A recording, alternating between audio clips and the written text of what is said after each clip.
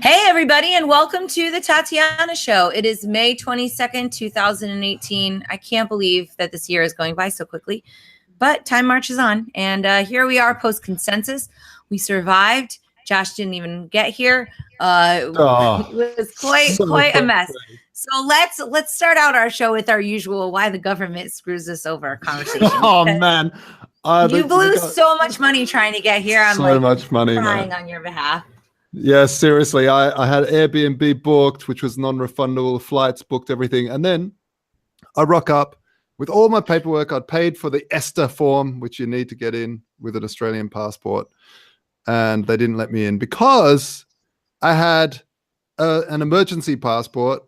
Because my Australian passport ran out, I didn't realize. So I got an emergency passport, got the ESTA, everything working, got there. No, with an emergency passport, you can't have an ESTA, you need a visa. And then that takes like 4 weeks to get or 6 weeks. And I'm like, yeah, but it's an emergency passport. How are you meant to get something quickly? Like, it just, and then they just wouldn't let me on the plane. They were like, I'm sorry, sir, you're not getting on this United flight. And with this really cheesy voice, and I was just annoyed. Anyway, I walked home with my shoulder, and you know what the most annoying part was? I kept on looking on Twitter, and all these people were having so much fun, and I was like, "No, damn you!" And just the ESTA form kept on running through my head. Well, anyway. I can give you my breakdown for you and those people that didn't go. First of all, it was way too many people. I'm glad that they had that many people because that's cool that this is, so popular and stuff. And from that perspective, it was very fulfilling. But I don't know a lot of those people. And it's very intimidating to walk around with like all these weird people that you don't know. And then they also look kind of bankerish. And it's like, was I supposed to put you out of a job? Like, yeah. So it gets a little bit weird. But I think that first of all, the conference is insanely expensive. It's like really annoying. But I think that as far as it went, they were pretty organized. I got to hand it to the consensus team, whoever put it together. It seems like it was well organized. It wasn't a total mess. It was annoying to get in.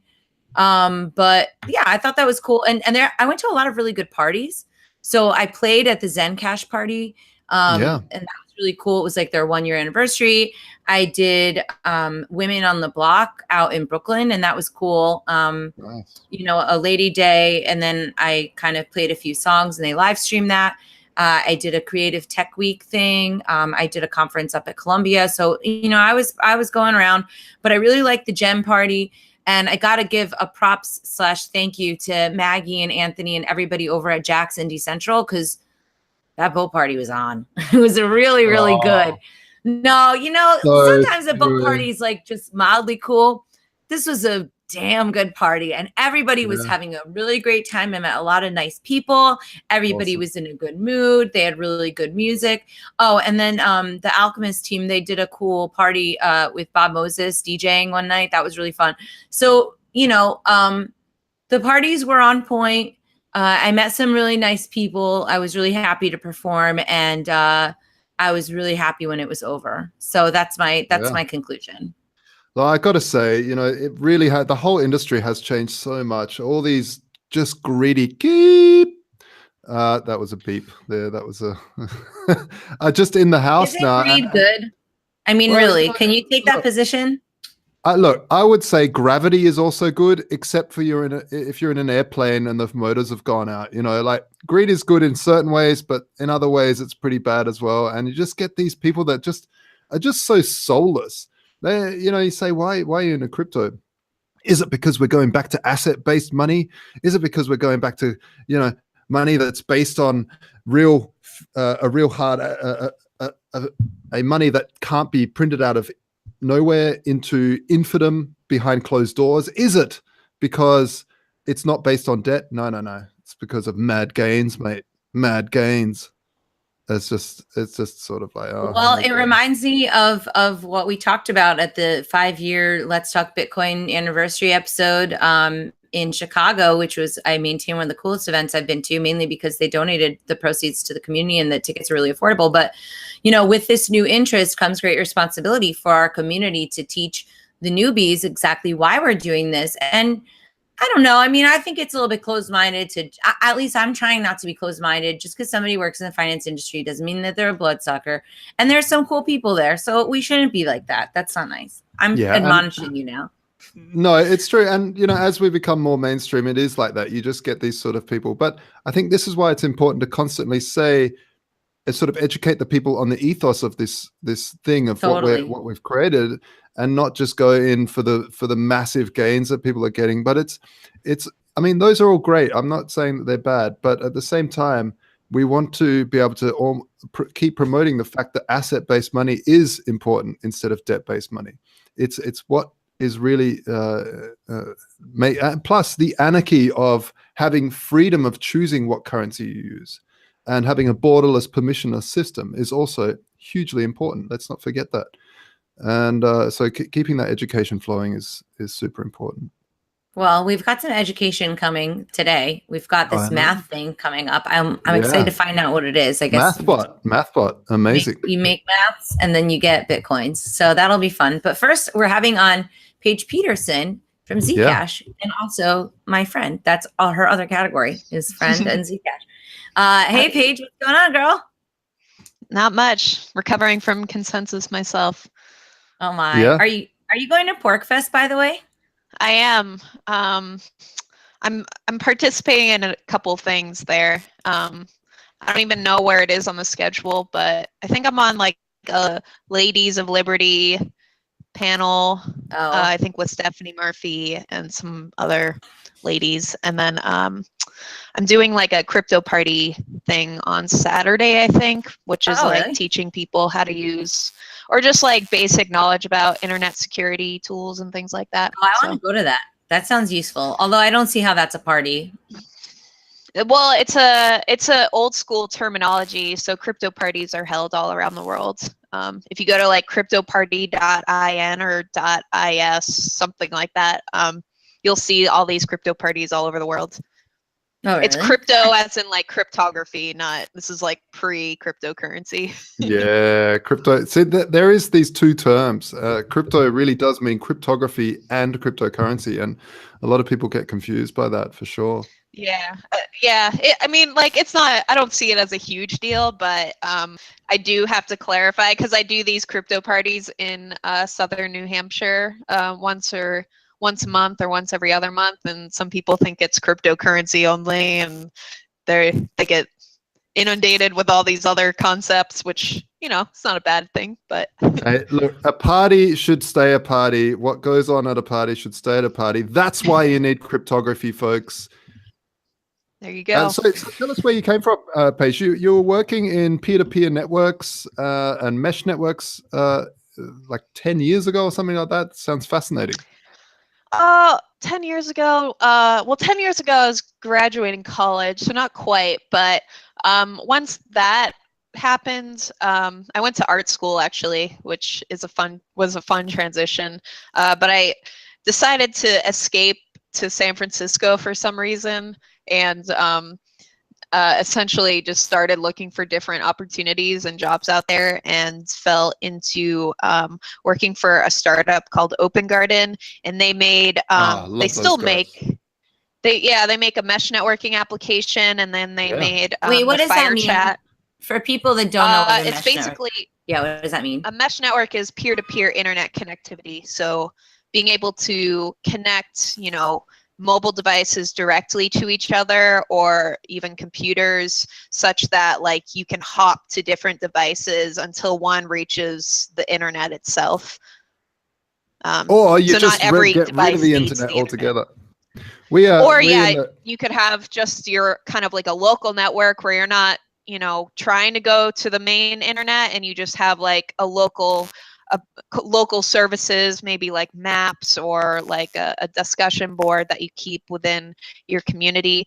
But that's the general idea, is that it's like a peer-to-peer network for connectivity. We had music sharing back in the day when Napster got shut down, and we had these Pringle packets with antennas all pointed at each other in Sydney, all across Sydney. Actually, we reached from North Sydney all the way to Bondi using a mesh network. It was fantastic, and we could all share MP3s. That was a long there's time a lot of ago. different things. I mean, they're not super prevalent. They're kind of like a niche thing and like community organized. There aren't like any really successful mesh network businesses. They always seem to be very kind of community oriented. I think there's one that's starting to get established here, like in New Hampshire and Manchester. But I think we yeah, had the and gentleman from I Fire haven't Chat really on. been. Sorry. We had the guy from Fire Chat on, and that's pretty prevalent now in a lot of, when there's huge demos where they shut down the internet, especially in the Middle East. Yeah, I know it got really popular during like the Umbrella Revolution thing. That was kind of its. Yeah, isn't it cool though when you see that? When you see those shots of everyone just holding mobiles and everyone's just communicating, going, screw you, we can communicate without these centralized ISPs. It's fantastic. Yeah, it's a good thing. And so I started working there. I was technically like their first hire as an intern, and then worked there for a few years, and then got super into cryptocurrency, started helping co-organize the San Francisco Bitcoin Meetup. So that enabled me to meet like a ton of different people, just like back in the day. This was in 2013 through 2015 or so. And then, so I just kind of went full on cryptocurrency and kind of, kept going on from there. And then eventually was looking for a new job opportunity, and I had made acquaintance with Zuko, who is the CEO of ZCash company, and we made something work, and now I've been working there for about 1.5 years now. Okay, so can you tell us what ZCash is if I knew nothing about cryptocurrency, and why somebody would use it? Give me like the very, very basic overview. Yeah, so ZCash is essentially a copy of Bitcoin. So Bitcoin is a peer-to-peer currency, so that people can send money directly to each other without any middleman, and it's comprised of decentralized nodes that secure the ledger and to make sure everything's kind of valid and all the transactions are valid. And ZCash is a kind of a clone of that. It's a clone of the code base, but it has significant changes that enable privacy to be to be added to the network, while the transactions can still be validated by the nodes. So there's a lot of technical jargon that could be thrown in there, but essentially Bitcoin has, and most other cryptocurrencies have this problem where they don't have this privacy component. All transaction details are public, and ZCash allows for those transaction details to be encrypted, but still valid and verifiable by nodes in the network.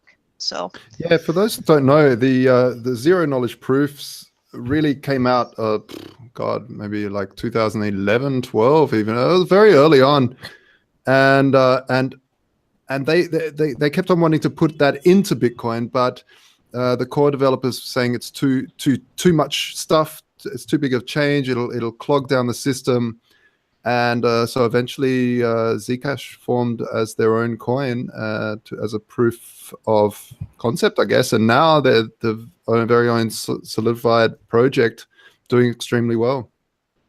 Yeah, it was zero knowledge proofs themselves have been a concept since the 1980s, but the ZK snarks implementation. That was developed by Matthew Green and other cryptographers. That started as zero coin, and then that kind of morphed into a more efficient protocol called zero cash, and then that kind of morphed into a even more efficient protocol that ZCash implemented. Right. Yeah, it's really cool, and I think the focus on privacy is really something that's super important, especially in crypto.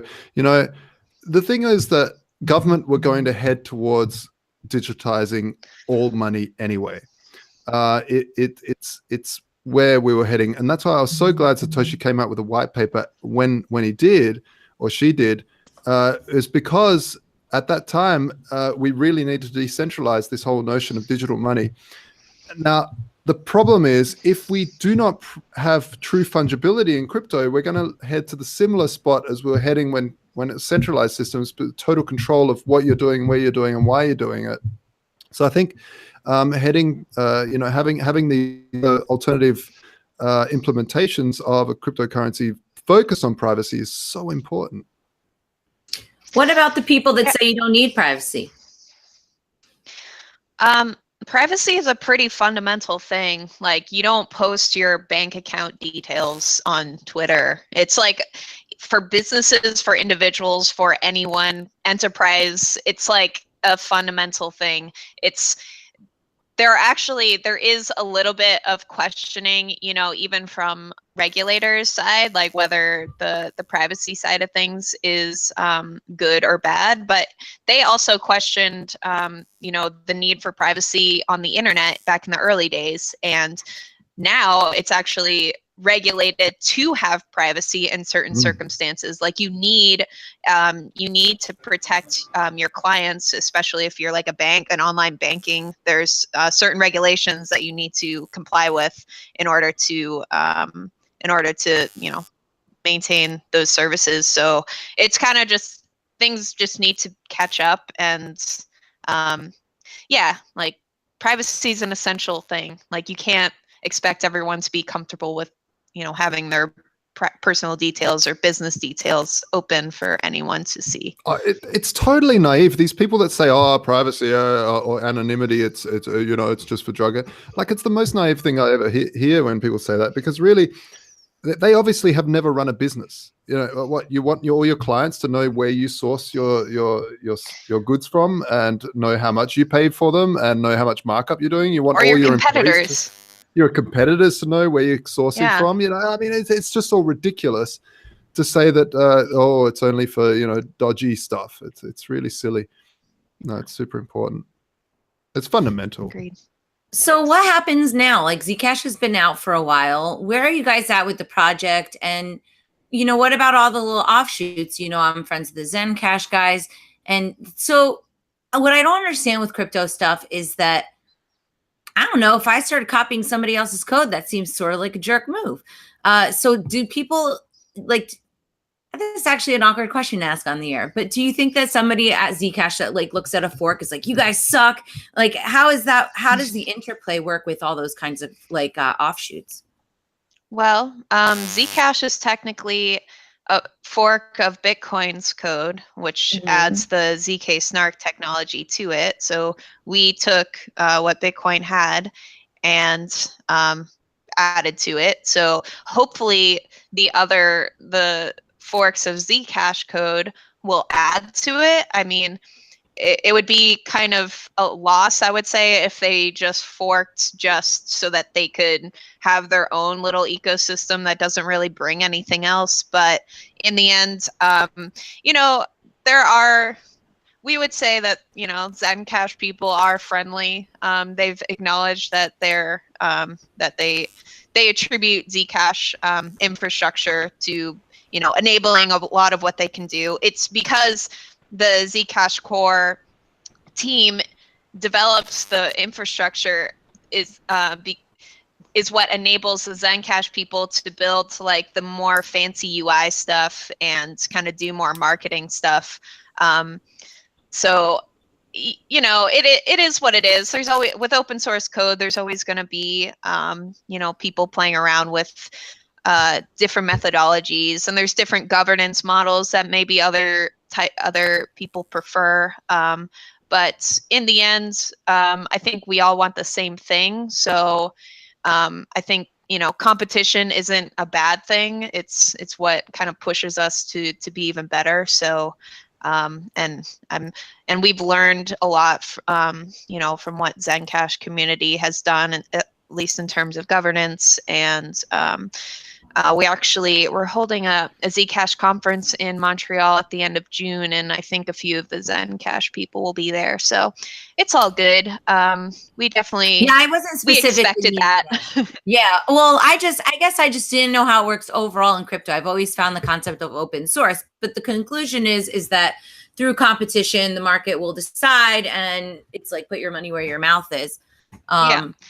I think there's just different kind of objectives and paths towards what we're trying to get at. So ZCash company is a company, so we can like maintain kind of a more efficient development and like kind of traditional kind of startup model where we can pay employees every month and like have this very like standard way of developing, and like the people that use Zcash can kind of look to that and know that we're going to have that going forward, whereas other people might prefer more like community oriented governance where things are a little more open and open contributions. Not to say that Zcash company doesn't appreciate open contributions, but in my opinion, it's nice to know that there's like a set core of employees that are being paid every month to maintain this, and that it's not going to kind of be left aside or anything like that. And, you know, there's also other kind of values that you could attribute to. So a lot of what the company's been doing has been focusing on whether or not you agree with this focus. One big accomplishment that we were able to announce last week was Gemini is the most highly regulated exchange in the world, you could say, and they just listed Zcash, which is a big step for kind of this whole privacy and regulation discussion, which I haven't really seen any of the other projects working towards, because they kind of have a more community oriented, maybe anarchist leaning focus. So, you know, just coming at it from different angles, I think is going to be good for everyone. Cool. I like all that information. I had questions, but now I forgot them. Josh, do you have them? Do I have them? No, do you have any? I don't know about questions, but I do definitely agree that it's an interesting play to see regulators. When I was quite I was, I guess, shocked to see that Gemini had listed Zcash. It was you know, really quite an interesting move, and I think it's a throwback to what you were saying before, that regulators will start to see privacy as not the enemy, as privacy is an inherent need for any sort of trade to be efficient and normal. And really, you know, what crime, when it comes to crime, what it comes down to is good old-fashioned police work. If there's a crime, bust the criminals. Don't go following every single transaction. Follow the criminals. Is there any kind of, you know, because there's a lot of these kind of privacy security type tokens and stuff, projects. Is there any kind of coalition? Who advocates to governments on behalf of, for example, privacy coins? You know, for Perry Ann's organization does some lobbying, but it's not really specifically around that. Is there anything that companies in the space are taking, like any actions in order to make it a little bit less of a hassle on the government side? Because I feel like the privacy coin people are like, F you guys, we don't care. They just don't even try. But is there some sort of an effort to help governments understand the benefit of this to society? I wouldn't say I am knowledgeable of any specific coalition, I would say. I can say that Coin Center has done a lot of good education. They're kind of good allies to the privacy, the importance of privacy in cryptocurrencies. And I think they've been doing a lot of education in Congress and whatnot. And then also, you know, Zcash company, we've been just open to discussion and education ourselves. So if any regulators are interested in knowing more, then we're happy to like educate them ourselves. But I don't know of any like formal coalition. Maybe one day, but yeah. again, I think I agree with your sentiment that most of the other kind of privacy coin communities are very like essentially trying to hide a lot of things that maybe governments don't want them to be. And we kind of see it as just like more of a fundamental, like, you know, privacy is a requirement for financial and most communications. So yeah, I mean the notion that things can't be taxed in the future because everything's hidden from the state is kind of silly too. I mean, it's really only been the last 20 years where governments have been able to track and trace every bank transfer and transact. You know, most things were done in cash. So taxes have always worked under the threat of, hey, you know, tell us the truth or you can go to prison, or we, you know, point a gun at you and or take you away. So I don't think it's going to change. It's going to go back to that, basically, back to, hey, you know, you better be telling the truth or big consequences. And, you know, so, and I think really there is no other options for cryptos. They will become all private because you cannot have a crypto that follows everything. Machines to machine payments will start happening more and more. There'll just be so much data and so much flow that it really does need to be have that private centric thing. And I think Lightning Network is also showing that it will be fairly private compared to what Bitcoin is now, which is also an interesting move. Yeah, there's a lot of kind of innovations and experimentations and research in privacy and cryptocurrencies. So, you know, it's good that all this stuff is happening. And again, like it's good that all these cryptocurrencies are kind of competing with each other so that we can find, if not the best solution, then, you know, a few of the best ones, or have a few ones working side by side. So in case one of them fails, then there's like still a backup, so to say. Yeah, well, ZCash was one of the first to also have investors, old school VCs, invest to start the coin, which I thought was interesting. Yes, no ICO here. Yeah. We were, yeah, it was not in the best interest, I don't think, especially, you know, keeping it a company that's based in the US to do an ICO. That's just very silly, especially with like the question, like back in the day, that was like in 2015 or so, you know, that was still very new and like very unsure how that was going to pan out. And it's still not quite clear what's going to happen with all those. Yeah. But yes, old school investors and how's that working out? Is that a good or a bad thing? Do you think? I mean, I know you're probably a bit biased, so you can't. They're paying her. It's wonderful. It's a wonderful thing. They're all very handsome and very slender.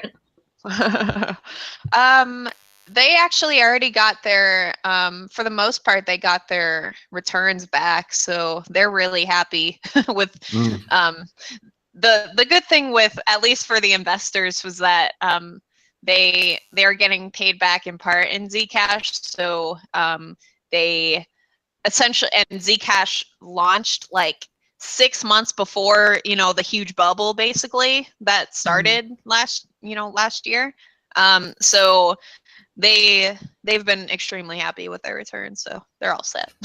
Yeah, I mean, I think that it was probably the biggest FOMO around that coin when it launched. It was just insane. Everyone was like, "Whoa, this is going to be huge!" And and the day it launched on exchanges, it was like way up, and then it was going crash down, and then it sort of corrected itself to a proper place. But it's always I always find watching these coins as they launch and watching, you know, if they have a really good new technologies, how they actually come to market, what the market thinks of them, and it's always interesting. Yeah, there was definitely a lot of hype before it, and it was not much that we could really do. Just people were really excited about ZCash, and we didn't even have really a marketing person, so it's not like we were pumping it ourselves. It was just like people had heard of Zero Coin and Zero Cash from years earlier, so it just been kind of a part of the cryptocurrency consciousness for a while, and then, you know, having it launch was really exciting for a lot of the community, I think. So you've been doing a lot of talking and stuff. Where can people catch up with you and see some of your talks? I mean, definitely at PorcFest. You guys got this conference. Maybe you want to plug that or something? Yeah, so the conference is actually run by the ZCash Foundation, which is kind of like like sibling organization. That's a 501c3 nonprofit. And they're a very new organization, but they're focused more on like community development. And so one of their main projects right now is organizing this conference. I'm helping them do that a little bit. But that's actually the week after PorcFest. So, and that's in Montreal, which is like 2 hour drive from PorcFest, 2 or 3 hours maybe.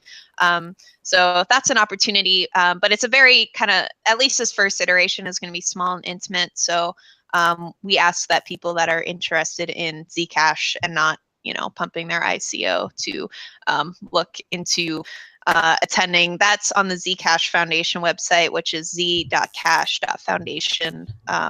And yeah, I'll be at PorcFest. So if any Liberty folks are there, definitely reach out to me. I'll be doing that crypto party on Saturday, and then a Ladies of Liberty panel, I think earlier in the week, and then I'll just be around. Let's see. I don't think I have any. I like to go to meetups and talk to meetups. So I'm more into meetups than like conference style speaking opportunities. So if anyone hosts like a cryptocurrency meetup, definitely, reach out. We're happy to help educate people about Zcash at meetups and do some education there. So right on. Yeah, I love meetups as well. We get to hang out, Paige. I'm pumped.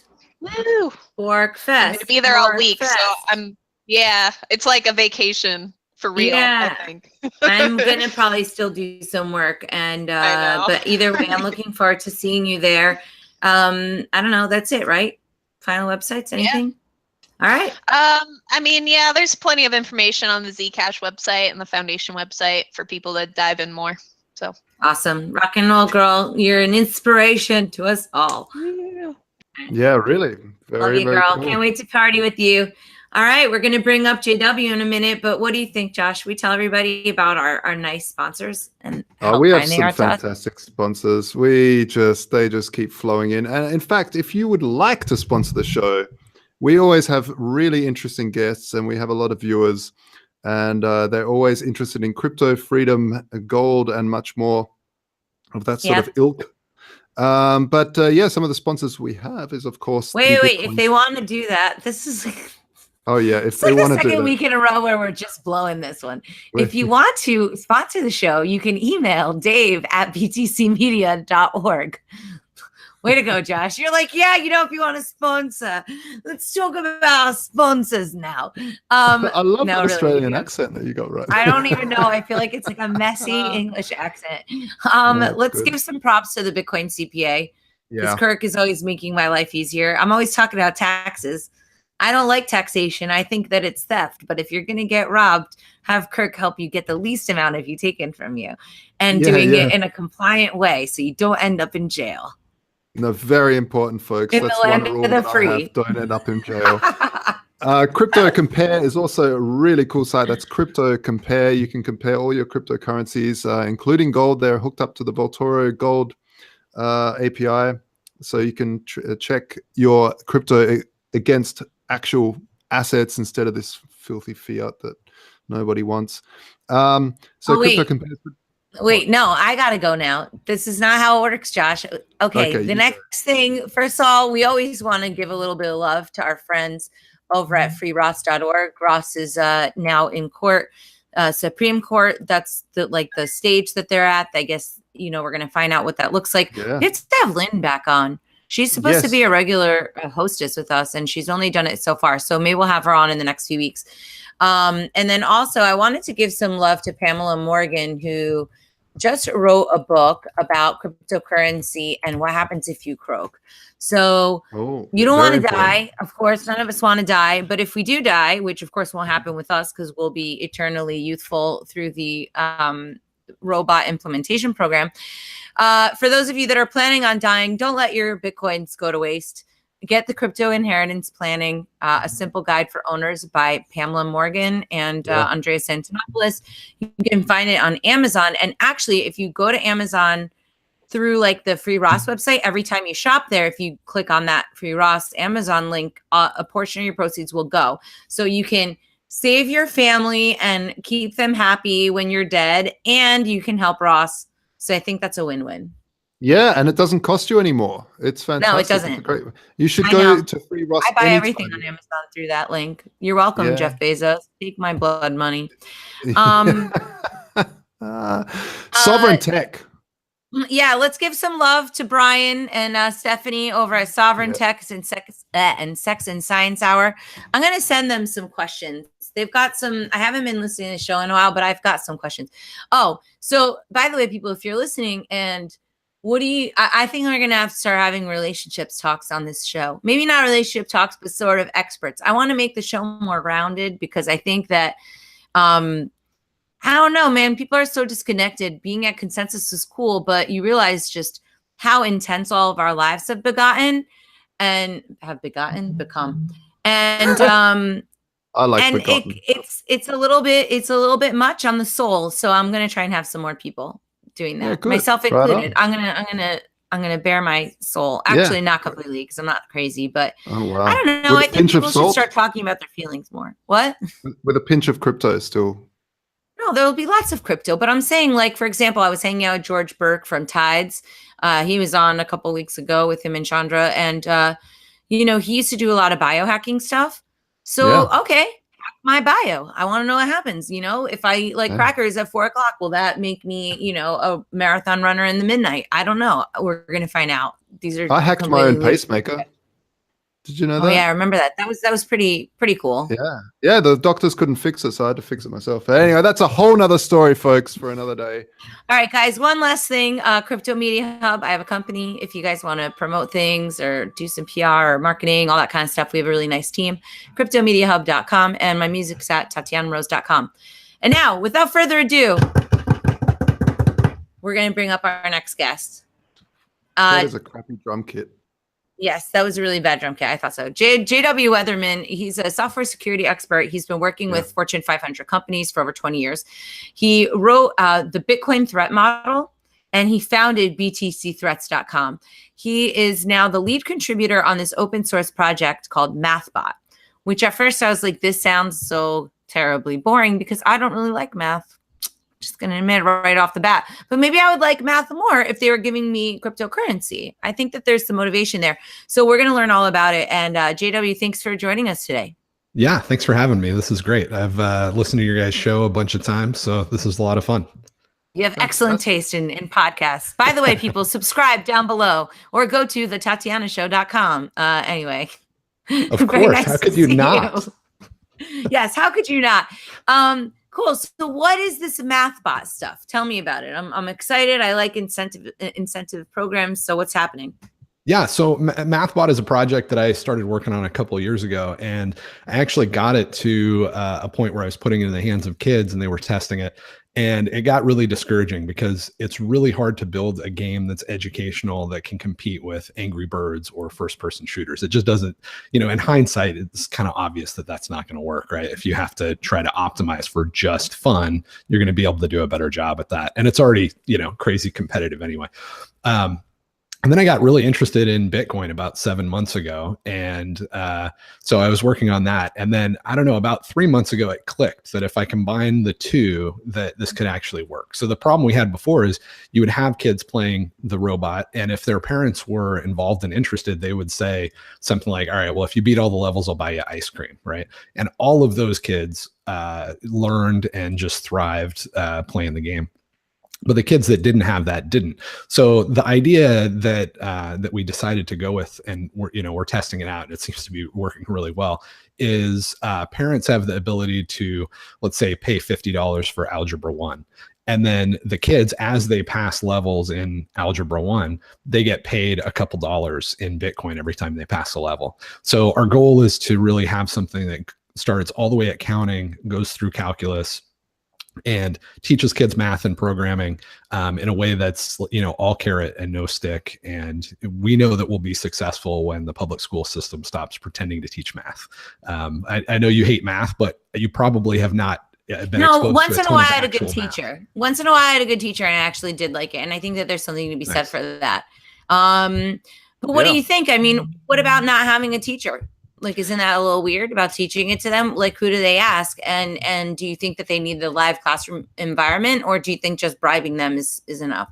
It might be. I'm just asking. Yeah. I mean, I think humans in general, we like to work on problems, right? Like, to say that somebody doesn't like math, that always just kind of kills me, because it's like saying you don't like problem solving or you don't like logic. And I know that can't be true if you have like two eyes and a mouth, because you're a human being and we're just hardwired for that, right? You get a chemical hit like a drug every time you solve a problem.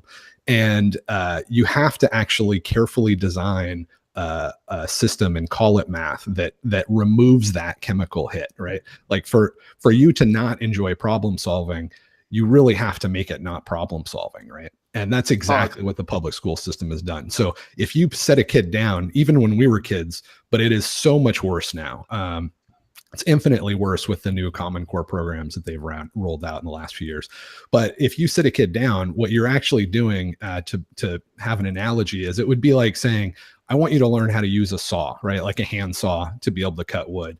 And here is a board, and I want you to cut this board at arbitrary positions for the next 2 hours. Just cut it, just cut again, and then cut again and again. That's absolutely soul sucking, because it's just process and procedure and repetitive and redundant. And there's no chemical hit of satisfaction that you did something that matters. But if you say, hey, I want you to build a bench, and you hand the kid the saw, you show him how to use the saw, and then you build the bench, it's a whole different experience. And building a bench is like math, where you're actually solving problems. Really doing cool rote work is that's not math. Yeah, it's a cool analogy. I've often said the problem with public school is that you get, it's so natural for children to want to learn. It's so that you give them anything, they take it apart if it's broken, and they put it back together, and they want to know how it works. You imagine taking something that's so innate to want to learn, putting them in an establishment where they end up writing slogans like "school sucks." Right. And I mean, you just think, what's wrong with the system that you can turn something so natural and turn them against that? And it's crazy. So it's great to see software like this that's teaching kids with a gamification plus an incentive through crypto. That's really cool. So what do they do? Why how do Bitcoin? Right? Well, because the thing is that other things might have a lower transaction fee, and maybe you could have like an in-house currency and then pay them out with Bitcoin. How far along have you guys gone? Yeah, I don't think there are actually other cryptocurrencies that are better designed to support more transactions. I think that is, I think that's a lot of marketing. What's going on right now with Lightning, in my opinion, is the first time that any cryptocurrencies have had a design that would allow it to be used for, 1 million transactions per second. I think you could say the same thing about like Bitcoin on the privacy side. I think that it's actually really good for privacy, and that it's getting better. And, open source software is interesting, right? Because if one of the other projects does something that's useful, then the Bitcoin devs, because in my opinion, they're by far the most competent developers in the space, would just incorporate that technology. So I'm confident that will happen. So I can just support Bitcoin. And as soon as something is more than marketing hype, I'm confident it'll show up in Bitcoin. Yeah, we've been Bitcoin only at Vaultoro.com between Bitcoin and gold for 3.5 years, and we just recently became the first exchange to incorporate Lightning Network payments, and it's so cool to be able to load Bitcoin Satoshis. Like, we've got a limit right now of 100 Satoshis because we're still testing it in beta, but it's there, it's public, it's on the main chain, and it's so wild to like send 100 Satoshis, which is nothing, and not have to wait 6 confirmations. It's really, really cool. Yeah. Actually, that's why I reached out to you guys, because I saw that you guys enabled Lightning, and I think that's really amazing. But yeah, I mean, really, that's not really our focus on MathBot, right? Like, I'm a software security guy, and I'm into Bitcoin, but with MathBot, the real reason is just that there's overhead to do multiple things. And like I said, I'm confident that I can essentially just outsource all of that work to the brilliant guys that are working on Bitcoin. And really Lightning cool. Is really, I mean, it is really sexy. It's incredible, right? Like you hit a button and you just immediately it's sexy. have it. Yeah, tell me about your Lightning Network, Daddy. No, it is super sexy. When you come to truly understand what it is very sexy. So let's say I've got a kid.